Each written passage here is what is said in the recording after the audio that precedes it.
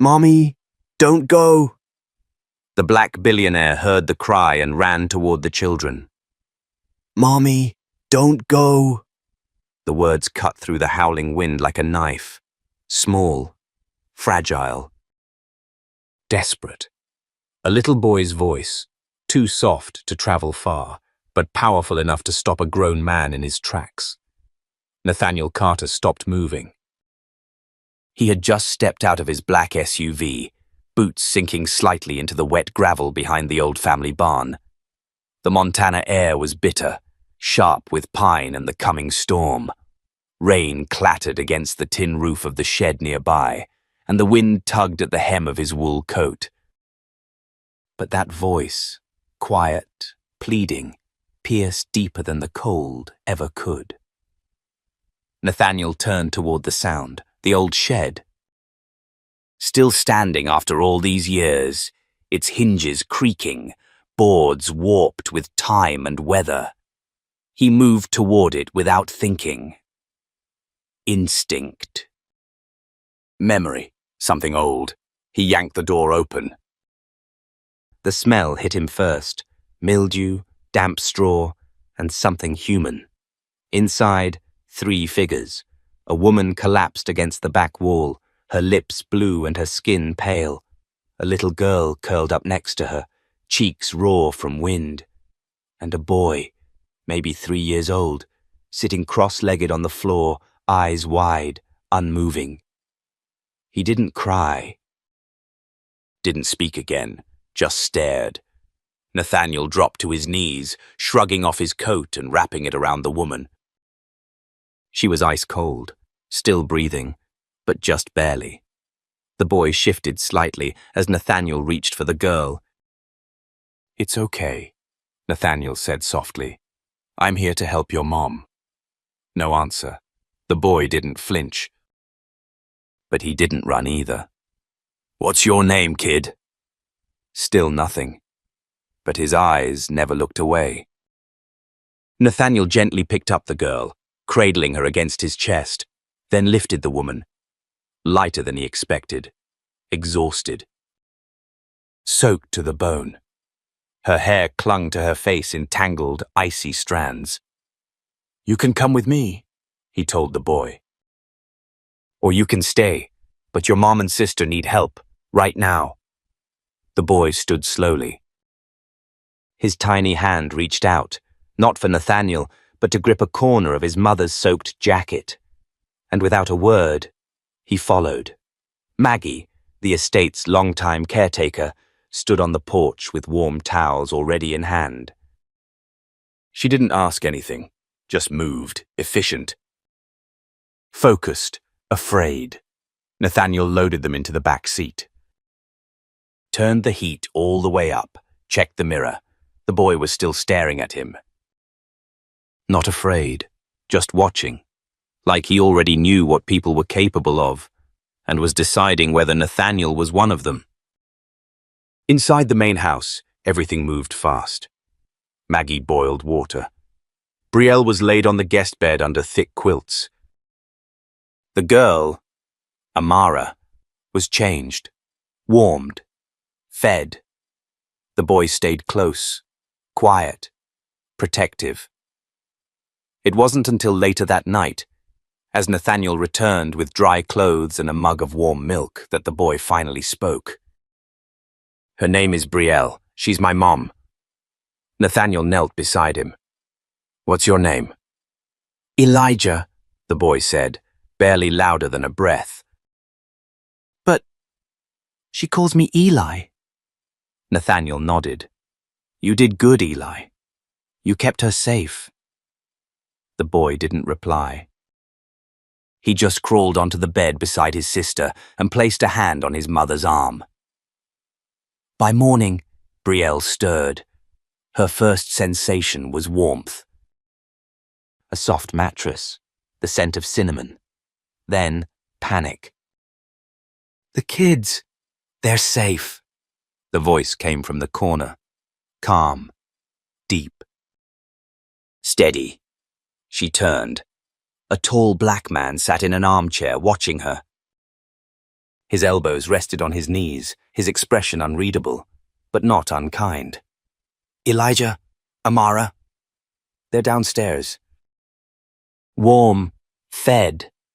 Maggie's watching them. She stared. Her voice cracked. Who are you? Nathaniel Carter, he said. You were in my shed. I found you last night. Embarrassment flushed her face. I wasn't trying to break in, You weren't breaking in, he interrupted gently. You were surviving. Silence, then her voice, brittle and low. He threw us out. His family said I didn't belong. That if I didn't leave, they'd call the police. So, I left. Nathaniel didn't respond immediately. He stood, moved to the window, let her keep talking. I was married to a man named Troy Jennings. His family never accepted me, said I was a mistake. That my kids didn't belong to him, but they do. He's their father. Her breath shook. Last week his mother told me I was done, just like that. No money. No ride, no plan. Nathaniel turned. Why come here? I didn't know where I was going, she said. I just walked, saw a light, thought maybe the barn would be warm. He exhaled. I was 6 years old when I was left in that shed, Nathaniel said softly. Foster system forgot me.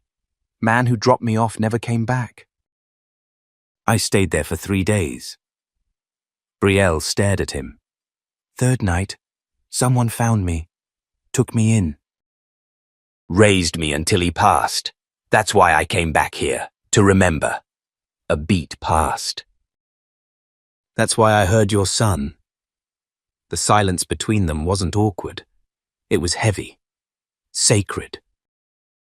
I don't know what you plan to do, Nathaniel said finally, but you and those kids aren't walking back into the cold. Tears slipped down her cheeks. I have nothing to give you. You already did, Nathaniel said. You gave them a mother who didn't leave. She covered her face with her hands, trembling. He didn't move to comfort her. He just stayed. Because sometimes, the strongest thing a person can do is stay. The video went viral, and her past came knocking. The video lasted only 45 seconds. Shaky, taken from behind a rainy window. It showed a soaking wet woman collapsing into the arms of a tall man, 2 children clutching her coat. The caption read, Homeless Mom and Kids Rescued in Montana Storm by Billionaire Nathaniel Carter. By morning, it had 3 million views, but Brielle didn't know that. She sat on the edge of a warm bed, watching Eli and Amara breathe in perfect rhythm. Their skin no longer pale, their bodies relaxed. Then came the knock. Nathaniel stood in the doorway, flannel shirt, rolled sleeves. Come downstairs, breakfast is ready, Maggie's orders. I don't want to wake them, she whispered. We'll keep their plates warm. She followed him. In the kitchen, Maggie was flipping eggs and humming. The smell of cinnamon toast wrapped around her like an old memory. Sit down, sugar, Maggie said without turning. You look like you haven't had real food in days. Brielle sat. Nathaniel handed her a mug of coffee. Then after a pause said, Someone filmed us last night. It's online. She froze. What? It's everywhere. News outlets. Social. Some people don't know your name yet, but they know your face. Her hands tightened around the mug. I didn't ask for this. I know, Nathaniel said.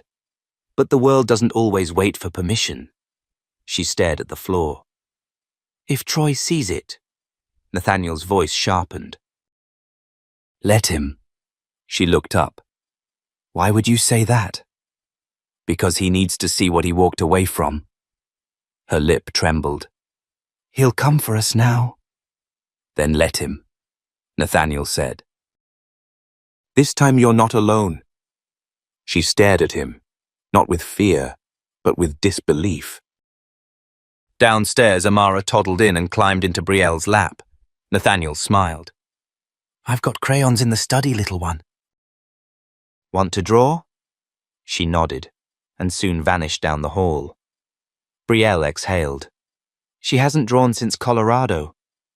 "What about Eli?" "He's different." Quiet. He watches, feels more than he says. A knock at the front door broke the moment. Nathaniel stiffened. He opened the door. A suited man stood with an envelope. "For Miss Brielle Matthews, from Troy Jennings' attorney." Nathaniel's jaw clenched. He took the envelope, shut the door, and handed it to her.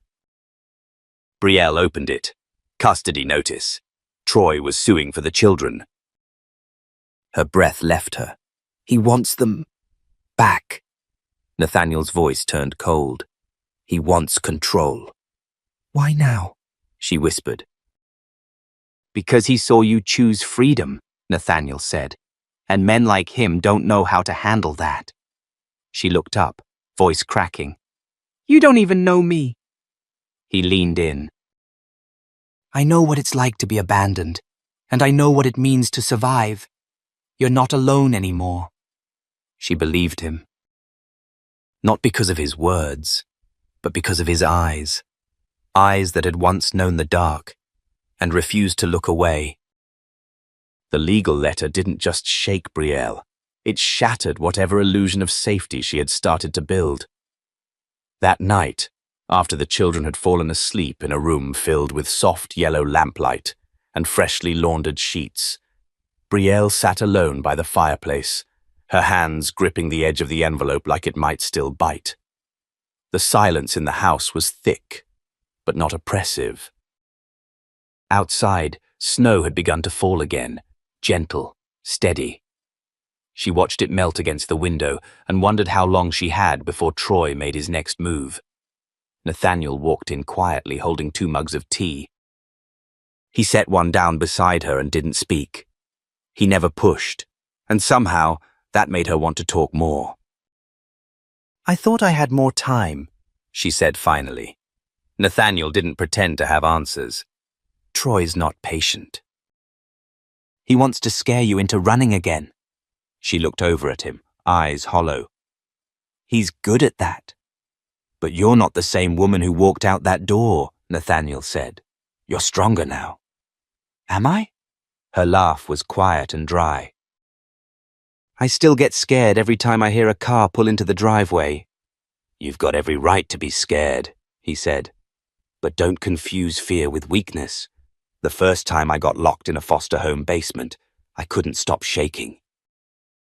The second time, I kept the light bulb from the ceiling in my pocket, like I could hold on to something bright. It didn't make the dark less terrifying, but it reminded me I was still alive." Brielle stared at him. "Why are you telling me that?" "Because you don't have to walk through this blind." "I've been through hell in a different language, but I know the terrain." She swallowed hard. "You think I can win?" Nathaniel leaned forward, his eyes sharp and steady. "I think Troy made a mistake when he underestimated you, and he's about to make a bigger one if he thinks money and power are all it takes to erase what he did." 2 days later, a black SUV pulled into the gravel driveway at Grayson Hill Farm. A tall woman in a navy pantsuit stepped out. She moved with crisp purpose, her heels clicking against the stone path. She knocked once, waited, then knocked again harder. Nathaniel opened the door. The woman flashed a badge. "I'm Special Investigator Melina Grant, Child Protective Services. We received an anonymous call alleging child endangerment and unlawful detainment." Brielle appeared behind him, her face already drained of color. Nathaniel didn't flinch. "You're not taking anyone out of this house unless you have a court order." "I don't need a removal order for a field interview," Grant said. "I can speak with the children." Now, Brielle stepped forward, trying to steady her breath. "I haven't endangered my kids. They've never been safer." "That's not my call to make," Grant replied. "It's a preliminary check. If you're telling the truth, it'll be documented." Nathaniel met Brielle's eyes. A silent question passed between them. She nodded once. Amara was curled up in the sunroom, playing with crayons. Eli sat nearby, half watching his sister, half sketching a mountain range from memory. "Can I speak to you two for a moment?" Grant asked gently. Eli looked up first. His eyes narrowed. "Are you here to take us?" he asked flatly. Grant knelt down. "No, sweetheart." "I'm just here to make sure you're okay." Amara tugged on her sleeve. "My mommy tucks us in now, and Uncle Nathaniel makes soup that smells like cinnamon." Eli didn't smile. He just handed her a drawing. It showed a house with thick walls, 2 children in the middle, and a tall man standing between them and a dark figure at the gate. Beneath it, a single line written in blocky letters. "He didn't come for us until it was too late." Grant stared at the picture for a long time. Back in the kitchen, she set down her tablet and looked at Brielle. "This isn't standard, but off the record, I've read a dozen false custody claims this month. I've never had a kid hand me a drawing that told me everything before I even asked a question." Brielle blinked back tears. "You'll get a clean report," Grant said. "But a custody trial is still coming. He's playing hardball." Brielle nodded. "Then I'll hit back harder." Grant gave a half smile. "Good. Just make sure your punches land legally." After she left, Nathaniel turned to Brielle. "Troy's not just trying to scare you. He's laying traps. You need more than defense. You need strategy." "I've never been strategic," she said quietly. "I've always just endured." "Then it's time to stop enduring." That night, Nathaniel called in a favor. A woman named Celine Rainey flew in from Chicago the next morning. Former federal litigator, known for shredding high-profile defense teams in half the time they took to prepare. She wore denim and a leather jacket instead of a suit and carried a battered briefcase that looked like it had been through a war. She sat at the kitchen table, reviewed the case file, glanced over Troy's attorney's strategy, and looked at Brielle with a half smirk. "He's arrogant. Rich, predictable. I've eaten men like him for breakfast." Brielle raised an eyebrow. "And you're sure you want to take this on?" Celine snapped the folder shut. "Your ex tried to erase you with ink. I'll write you back into every page. Let's make sure when we're done he can't even spell custody without tasting regret." But while Brielle was preparing to fight, Troy was preparing to bury her. He met with a man in the back of a cigar lounge, late 40s. Slimy smile, expensive cufflinks, the kind of man who knew how to make problems disappear for a fee. "She's got a billionaire behind her now," Troy said. "He's funding her legal team. I need something that cuts deeper." The man slid a folder across the table. "Every place she's lived, every bill she's missed, every scrap of gossip that could turn a judge's head." Troy opened it. Inside was a photograph, not of Brielle, not of the kids, but of Nathaniel, with his arm around a woman in a Navy uniform. The man whispered, "You dig deep enough into Grayson's past, you'll find ghosts. You just have to know where to bury them again." Troy smiled slowly. "Let's ruin them both." Back at the farm, Brielle stared out at the snow-covered trees, holding a hot cup of tea. Nathaniel came to her side. "You ready?" he asked. She looked up, her jaw set. "I'm ready to stop running." And for the first time, her voice didn't waver. The courthouse smelled like old paper and cold ambition. Brielle Matthews stood outside the hearing room, hands clenched around a folder that held more than legal arguments. It held years of silence, bruises no one saw, and a voice she was finally ready to use. Celine Rainey stood beside her, unreadable, calm as a loaded gun. "You don't flinch," she said quietly. "Not today." Brielle nodded. though her stomach twisted like rope. Across the hallway, Troy Jennings adjusted his sleeves, pale grey suit tailored perfectly, hair slicked back like the past 5 years hadn't taught him a single thing. When his eyes met hers, he smirked, the kind of smirk that once made her second-guess herself. Not anymore.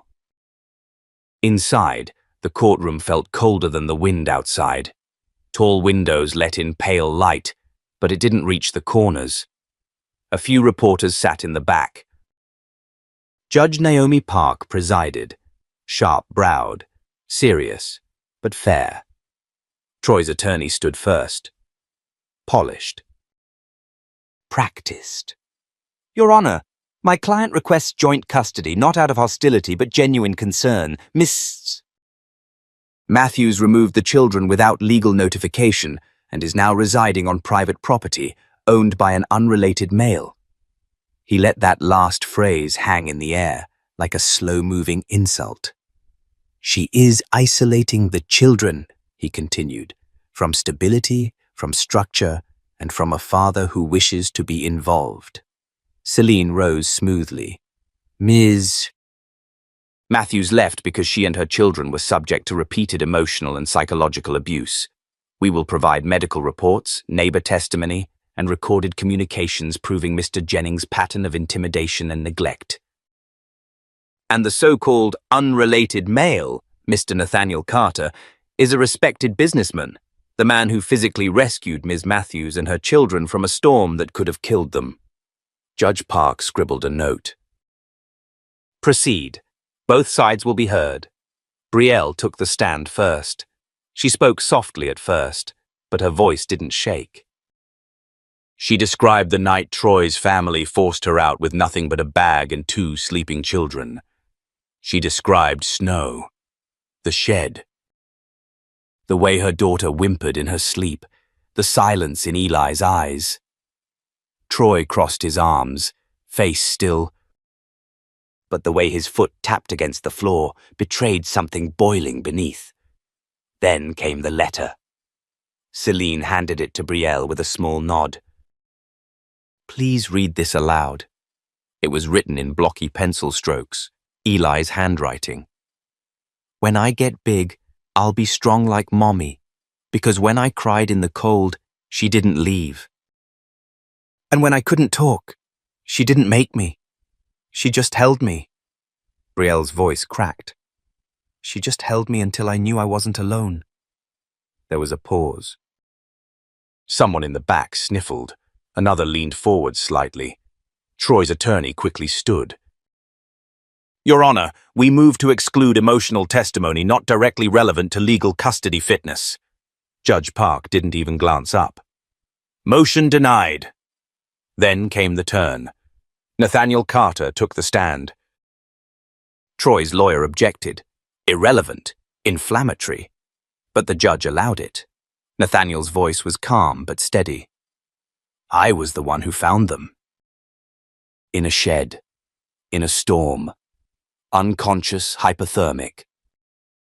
No one should survive what that woman survived. But she did, because she didn't leave her children.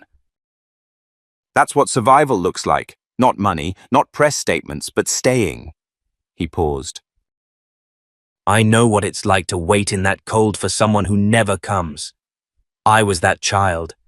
And I can tell you right now, Eli and Amara, they were never alone. She never left. Troy's face turned a shade paler. Then Celine stood, holding a slim folder. Your Honor, we have additional evidence. Records obtained via private investigation confirm Mr. Jennings hired an unlicensed party to surveil Miss T. Matthews without her consent. This surveillance included footage of the minor children and constitutes a breach of privacy. She handed the folder to the judge. Furthermore, we are filing for an immediate restraining order following this hearing. Troy jolted to his feet. She's lying! She left because she was cheating with that man! He pointed at Nathaniel, face twisted. Mr. Jennings, Judge Park said firmly. Sit down. Troy didn't. Not right away. He stepped forward like he might throw more words into the fire. A bailiff stepped into his path. He backed down. And that was it, the turning point. Judge Park looked down at her bench, then slowly at Brielle, then at Troy. Custody is not ownership. It is not leverage. It is not an ego war. It is a responsibility. Her voice didn't rise, but it didn't have to. Mr. Jennings has demonstrated recklessness, intimidation, and disregard for the emotional safety of these children. Full physical and legal custody is hereby granted to Ms. Brielle Matthews. All visitation rights are suspended pending psychological evaluation and further court review. She signed. The gavel stayed still, but the silence that followed felt like thunder. Brielle sat motionless. Celine touched her shoulder gently. No celebration, just quiet victory. Outside, snow began to fall again, softly this time. In the parking lot, Eli tugged at Brielle's sleeve. "Are we going home now?" he whispered. She smiled, tears welling. "Yes, baby, we're going home." The warmth of the courthouse victory hadn't fully sunk in when the first warning arrived. It came in the form of a text message, unsigned and unnumbered. "You think it's over. It's not." Brielle stared at it in the kitchen of the Grayson farmhouse, one hand still wrapped around a coffee mug, the other trembling just slightly. The smell of pancakes filled the room. Amara and Eli were laughing in the next room over, building a cardboard castle out of shipping boxes Nathaniel had saved from deliveries. She didn't show the message to Nathaniel. Not yet. Not because she didn't trust him, but because some things needed to settle in her chest before they reached the air. By late afternoon, the sky had turned the color of old bruises, blue-gray and heavy. Maggie paused in the doorway, dish towel in one hand, watching Brielle fix the bookshelf near the fireplace. "Heard from the lawyer?" she asked softly. Brielle shook her head. "Not since the ruling." Maggie's gaze lingered. "People like Troy don't let go because it's fair. They let go when it's no longer useful. Or when someone else reminds them they're not untouchable," Brielle said without looking up. That evening, Nathaniel returned from a run into town.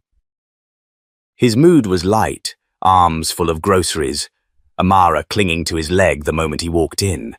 But Brielle noticed the shift. His smile was a half-second too late. His eyes flicked once, just once, toward the window behind her. "What happened?" she asked when the kids had gone upstairs. He opened his wallet and slid out a photo. It was a printed still from a traffic camera, a black sedan, license plate partially obscured, parked across from the clinic downtown. A man inside with a long-lens camera. "Troy," she guessed. Nathaniel nodded. Or someone paid by him. What was he watching? Nathaniel didn't answer. He didn't have to. Later that night, while the house creaked and settled around them, Brielle sat at the kitchen table, staring at the stack of papers Celine had left behind. Custody was secure, for now. But threats didn't always follow court orders. Nathaniel returned with a laptop, his expression tighter now. "I pulled up Troy's shell companies. 2 weeks ago, he moved some funds into an account tied to a private security firm." She blinked. "What kind of firm?" Nathaniel hesitated. "The kind that offers recovery services." The words dropped like stones. "You think he's going to try and take them?" she asked, voice low. Nathaniel leaned across the table. "I think he wants to scare you into running. Or corner you into a mistake. I won't run." "I know," he said quietly. "But we need to be ready if he forces a confrontation." The next day, Maggie took the kids to the community library, giving Brielle space to breathe.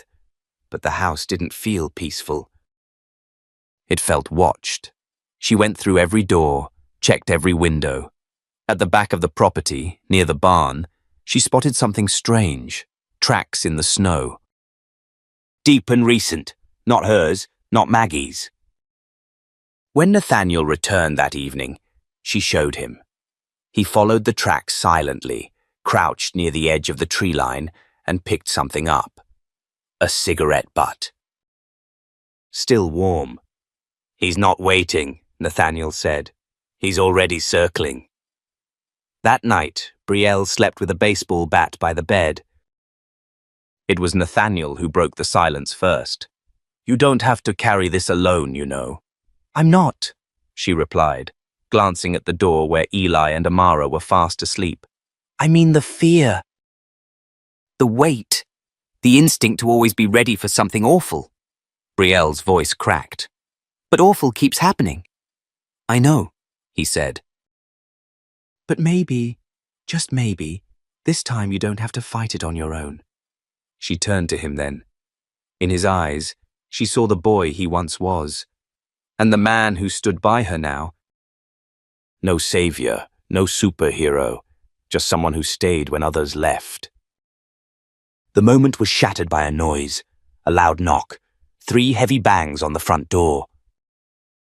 They froze. Nathaniel moved first, stepping toward the hall, motioning for Brielle to stay back. He peeked through the curtain and cursed under his breath. "It's him!" Brielle's heart kicked into her throat. Troy Jennings stood on the porch in the dark, hair soaked from the cold drizzle outside, wearing a smirk and holding a court document in one hand. Nathaniel opened the door only an inch. "You're trespassing." "I'm delivering a formal notice," Troy said calmly, waving the paper. "Filed a motion to appeal custody. You'll be served in the morning, but I figured..." "Why wait?" Nathaniel didn't move. "Leave." But Troy stepped closer. "You really think you're going to replace me, man? You think a couple of warm dinners and bedtime stories makes you their father?" From behind Nathaniel, Brielle's voice rang out, sharp and clear. "No. What makes him their father is the fact that he never once made them feel afraid." Troy's jaw tightened. "You'll regret this, Brielle." "Courts change their minds, people flip. All it takes is one mistake." Nathaniel opened the door a fraction more. "Then I suggest you go back to your lawyer and pray we don't show them this footage." He pointed to the camera above the porch light. Troy's expression cracked. "You've been recording?" "Since the custody hearing," Nathaniel said. "Smile for the judge." Troy dropped the smirk. He stepped back, rain drenching his shoulders, and tossed the document onto the steps. Then he turned and walked away. Brielle didn't move for a long time, not until the sound of tires on gravel faded completely. She looked at Nathaniel. "What do we do now?" He reached for her hand. "We don't blink. We protect them. We protect each other, and when the next move comes, we hit back harder." And in that silence, Brielle knew. This wasn't the end of a fight. This was the beginning of one she would no longer fight alone. The court motion Troy dropped on the porch didn't hit like a threat. It hit like a countdown, a timer ticking beneath their feet, hidden by normalcy. The next morning, Brielle woke early, earlier than usual, and lay in bed listening to the hum of the heater, the creak of the wooden walls, the steady breath of her children in the next room. Everything was still, but her mind was sprinting. The appeal hearing was scheduled in just under 3 weeks. But that was only part of the equation. Nathaniel knew it. She knew it. Troy wouldn't wait for court to strike. He'd do what men like him always did. Try to control the narrative before it reached a room he couldn't dominate. And right now, that narrative was fragile. Brielle had custody, but Troy had money, influence, and the instinct to twist anything into leverage. By noon, the local news ran a story. Headline: Philanthropist's family battle. Custody dispute raises questions about child welfare. The photo they used wasn't recent. It was one of Brielle from 2 years ago, eyes swollen, hair disheveled, leaving a hospital with Eli wrapped in her arms. There was no mention of the bruised rib, the police report quietly buried, or the fact that Darlene had signed her out without consent. Nathaniel slammed the laptop shut when he saw it. "They're painting you unstable," he said, jaw clenched. "It's starting." Later that afternoon, Brielle received a call from her old job at the local arts center. Her former supervisor sounded apologetic. Polite, cold. "We've received some concerns from a donor. Just wondering if you'd be open to clarifying some details about your situation." "What details?" Brielle asked, though she already knew. A pause. Then the kind that wraps around a lie to make it sound professional. "Just questions about the living environment, your recent transition." "You mean leaving a man who endangered my children?" "I'm not saying that," the voice replied quickly. "We just need to be careful."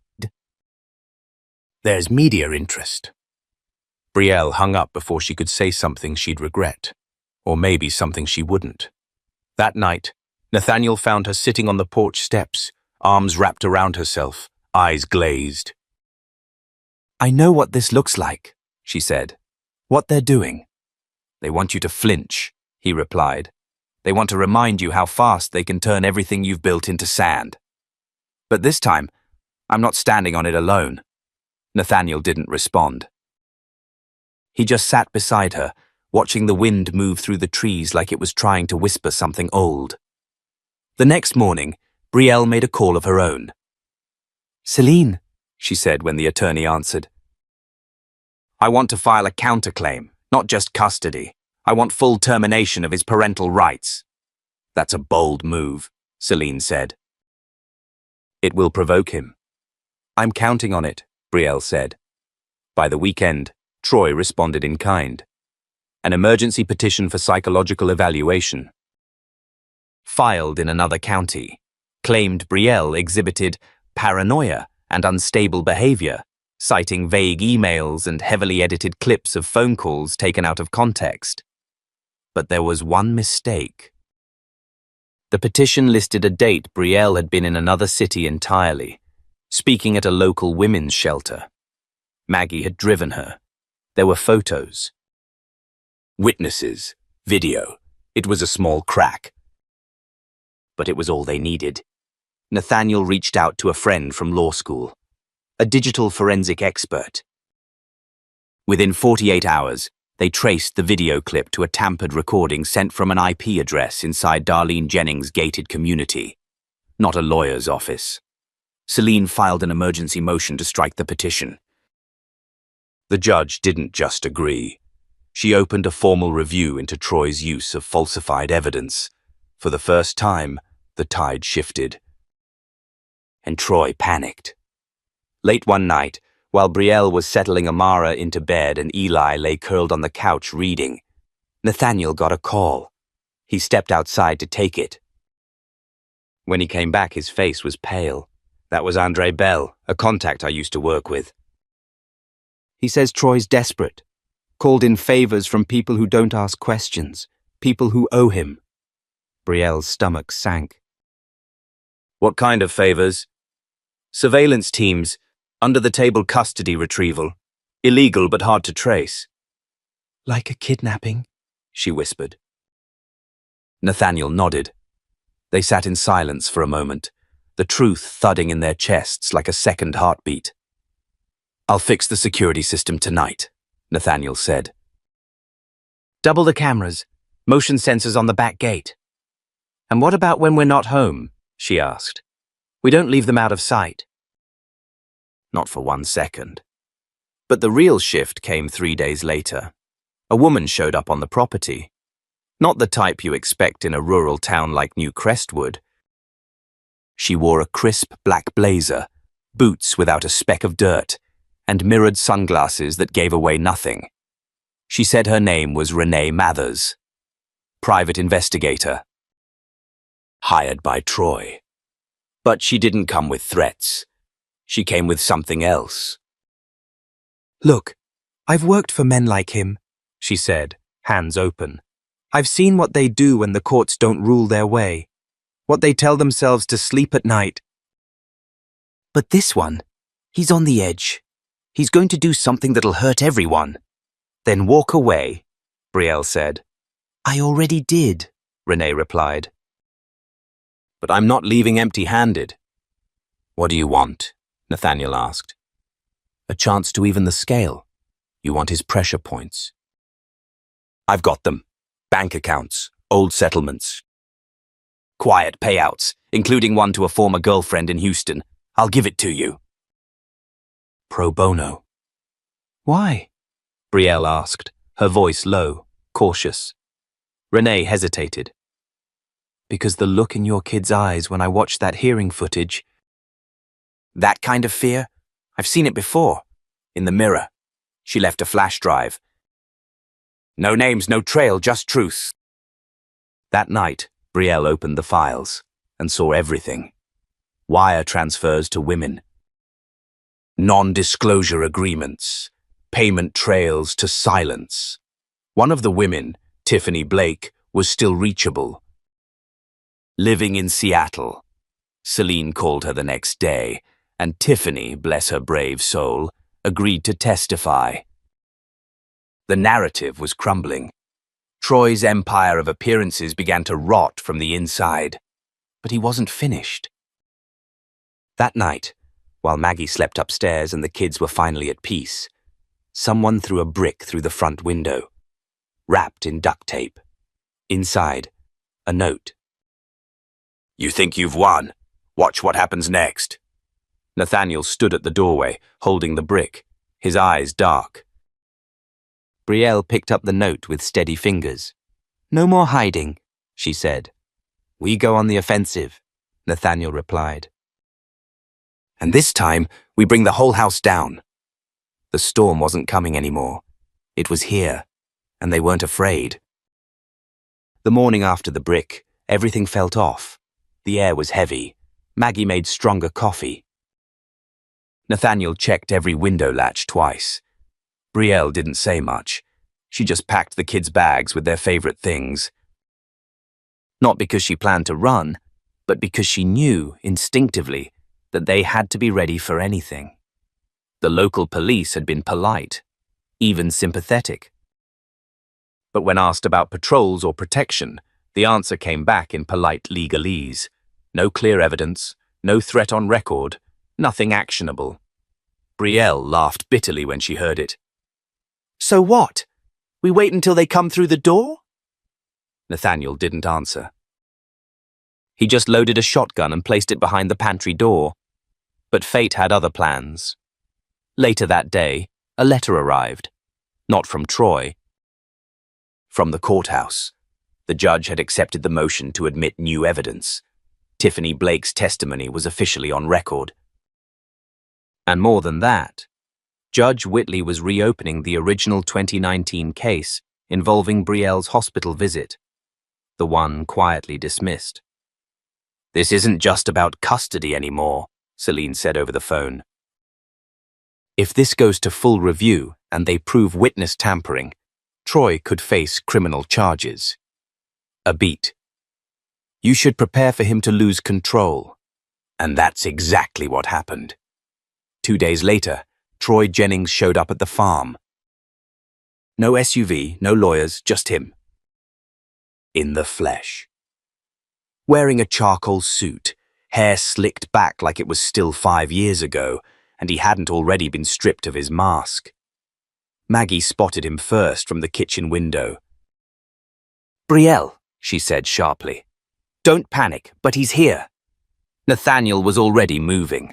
Calm, measured steps toward the porch, but Brielle stopped him. No, she said. This is mine.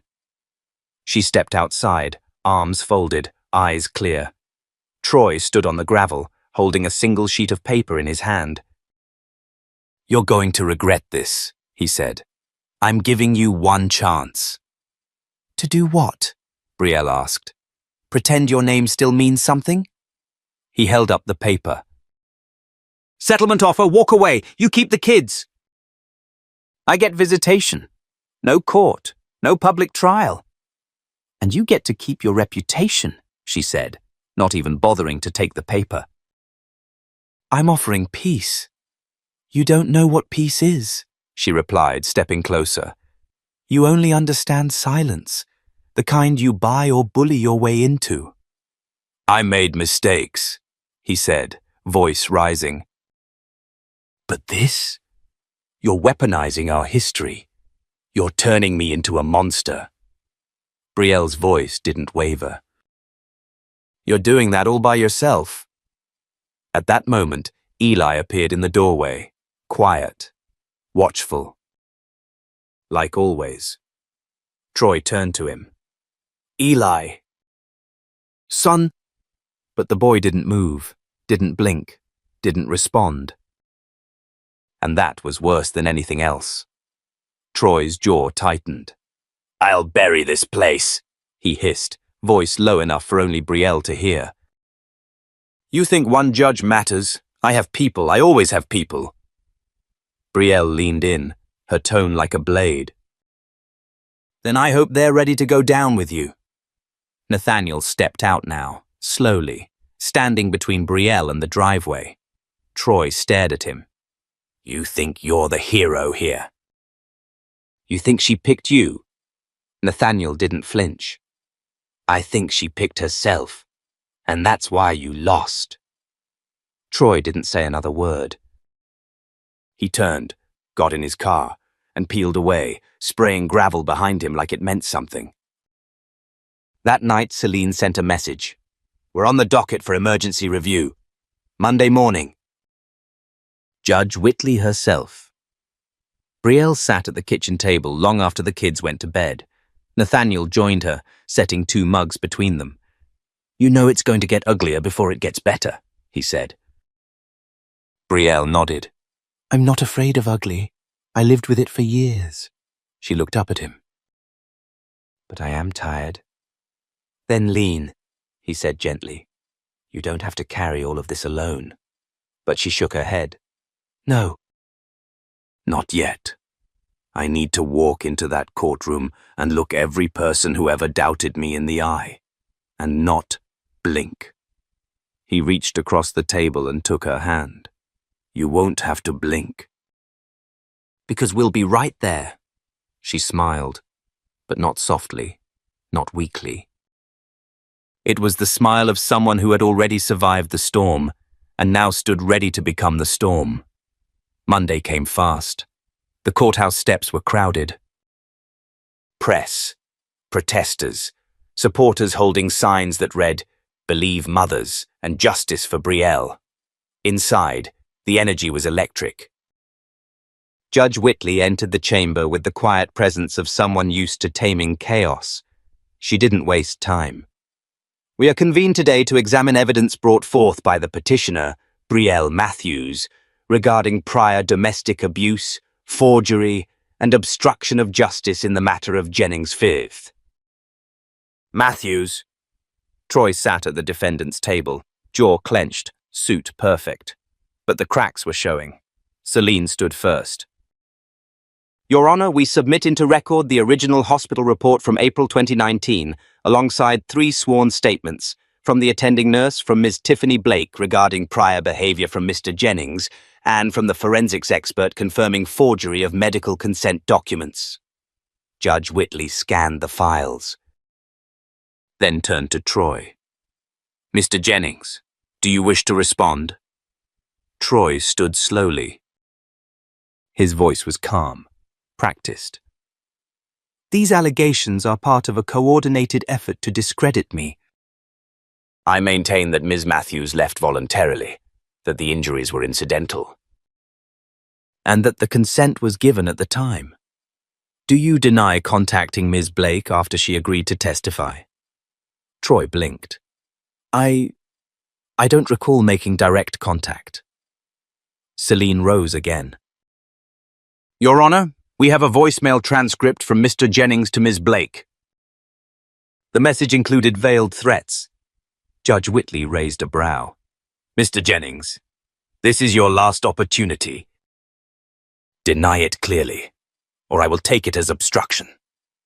Troy's eyes flicked to his lawyer. His lawyer stared at the table, and that was it. The moment it all broke, the courtroom fell into silence so thick it made air feel heavy. Judge Whitley leaned forward. Mr. Jennings, based on the evidence submitted, I am ruling an immediate suspension of all parental rights. Your visitation privileges are terminated indefinitely. Furthermore, this court is forwarding the case to the District Attorney's Office for investigation into witness intimidation, document forgery, and perjury. Troy's face went white. Darlene, sitting behind him, reached out, but he didn't take her hand. He just sat there. Silent, defeated, forgotten. Brielle didn't cheer. She didn't smile. She just exhaled. Long, slow, and free. Later, on the steps of the courthouse, a reporter asked her how it felt. She looked toward the sunlight and answered, "It feels like the beginning." Because justice isn't the end. It's the door you open so others can walk through too. And behind her, Nathaniel, Eli, and Amara stood in the light, unshaken, whole.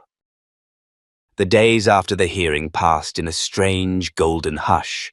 It wasn't quiet exactly, not with Amara racing through the fields chasing Eli, or Maggie humming gospel songs while stirring collard greens, or Nathaniel fixing the screen door for the third time because Eli kept slamming it open in excitement. But it was the kind of hush that comes after a storm, when the house still smells like rain and you're not sure whether to laugh or cry, so you do both. Brielle sat on the back porch watching the kids draw chalk suns and crooked hearts on the concrete. Her court-issued custody certificate lay folded in her lap. Not because she needed to see it again, but because touching it still reminded her it was real. She hadn't spoken to Troy since the ruling. No calls, no messages. His legal team had gone silent. Rumors swirled about indictments and federal interest in his financial records. But for Brielle, the most satisfying justice wasn't the prison he might face, it was the silence. The kind where his voice no longer owned space in her head. Nathaniel came up behind her, a glass of iced tea in each hand. "You haven't stopped moving since Monday," he said. "I don't know how to be still," she admitted, laughing softly. "I've been in survival mode so long, I don't know what comes next." He sat beside her, nudging her shoulder. "Then maybe don't think about next just yet. Just be here." She looked at him, at the man who had once opened a shed door and changed everything. "Why did you come out there that night?" "Really?" Nathaniel stared across the fields. "Because when I was 6, I cried in that same darkness, and no one came. And when I heard that voice, Eli's voice, I couldn't let it happen again. I didn't know who he was. I just knew. The cry was the same." They sat in silence for a moment. Then Brielle asked quietly, "And what do you hear now?" He turned to her, eyes steady. "A home." She blinked, and a tear slipped down her cheek, not from pain, but from recognition. Later that afternoon, Maggie brought out a surprise. A wooden plaque, hand-carved by Nathaniel and Eli, painted by Amara. It read, "No one gets left behind." They mounted it beside the shed. That night, the family gathered around a bonfire in the yard. Neighbors brought folding chairs, peach cobbler, and stories. Some had seen the news coverage. Others had followed the case from the beginning. A few just came because they'd heard the farm had found its light again. A young mother approached Brielle quietly as the fire cracked. "My sister is going through something similar," she said. "I didn't think people like us ever got justice. But your story gave her hope." Brielle smiled softly. "Tell her she doesn't have to win in one day. Just survive one more. That's how I started." Before the woman walked away, she asked, "So what now?" "What will you do next?" Brielle looked at Nathaniel, then at the kids curled under blankets near the fire. "I'll build something they can stand on," she said. "Something no one can take from them." The next morning, they painted the shed. Bright yellow, soft teal, a little messy, but beautiful. Brielle stood with a brush in her hand and looked up at the fresh wood. She didn't see the place where she almost collapsed anymore. She saw a beginning, a doorway. When Eli finished painting a crooked sun beside the door, he looked at her and whispered, "This is where the magic started, right?" She nodded. "Right here." That week, Brielle got an invitation to speak at a local women's shelter, then a community college, then a podcast. Her inbox flooded with messages from mothers, daughters, even fathers, people who saw themselves in her story, who had whispered, "Mommy, don't go," in one way or another. She didn't become famous. She became something better, seen. Months passed. One summer afternoon, Amara stood on a small wooden stage in the town library, holding a drawing of her family. 4 figures, one taller, one with curly hair, 2 little ones. Underneath, the words, "We don't run anymore." The audience clapped. Brielle, from the back row, clutched Nathaniel's hand. "You're crying," he teased gently. "I'm alive," she replied. And that was the truth of it. Not that justice had erased the scars, but that it gave her space to breathe again. That her children would never again feel the cold floor of a storage shed while the world turned away. And that someone, somewhere, would hear her story and decide not to give up. Because in a world where injustice wears 1,000 faces, sometimes all it takes is one person listening when a child says, "Mommy, don't go." Sometimes that's how the healing begins. And if this story moved you, if it reminded you of something buried or gave you hope for something better, then let it live. Share it. Pass it on.